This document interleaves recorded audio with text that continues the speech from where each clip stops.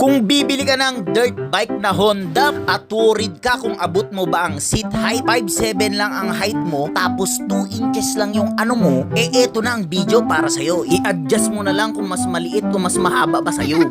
First in the list ay CRF 450R, ganyang katangkad yan, grabe, napakatangkad. CRF 250R, ayan naman, halos kasing tangkad lang. Then next is CRF 300L. Ayan, bumaba yung seat height. Abot na abot mo na pag inupuan mo na. Yan ang 300L.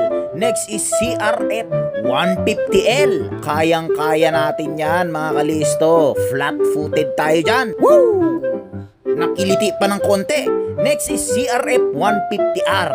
Ayan. Ang katabi niyan is CRF 250R. Ganyan yung difference ng laki nilang dalawa. Cha-ching!